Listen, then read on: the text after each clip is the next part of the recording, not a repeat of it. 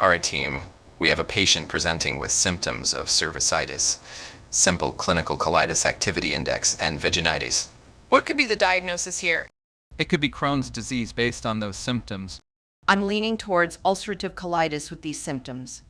I think it might be an infection like trichomoniasis. No. It's cytochrome B5 deficiency. We need to perform a lumpectomy immediately. Are you sure about this? A lumpectomy is a risky procedure.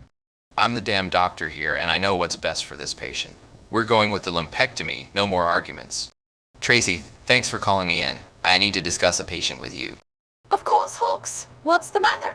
I strongly believe that my patient has cytochrome 5 deficiency, and I want to perform a lumpectomy. Hold on, Hawks.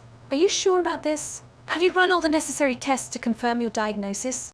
Tracy, I have years of experience in this field. I know what I'm doing. I don't appreciate you questioning my judgment. Hawks, I'm just looking out for the best interest of the patient. Let's discuss this further before making any decisions. I don't need to discuss this further. I know what needs to be done, and I'm going to do it. End of story. Hawks, we need to work together on this. Let's think about the patient's well, being above all else. Fine, Tracy.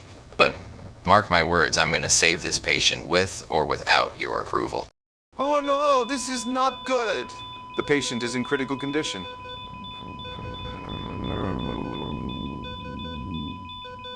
I have to tell Hawks that lumpectomy was not the correct treatment for cytochrome B5 deficiency. How did this happen?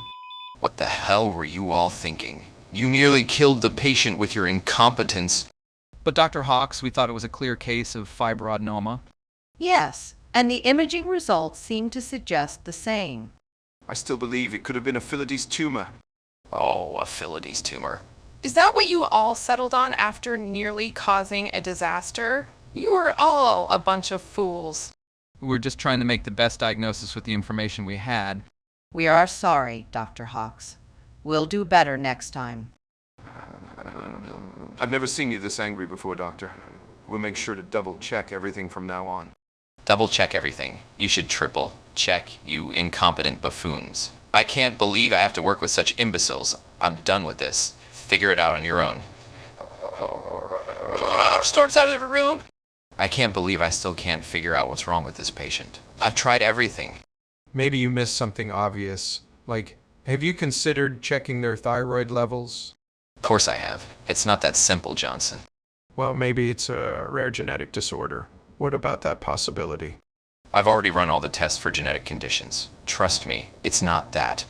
You seem stumped, Hawks. Need some help from Dr. Johnson? Actually, Johnson, I think I just had a breakthrough. It's a vitamin deficiency. Sorry.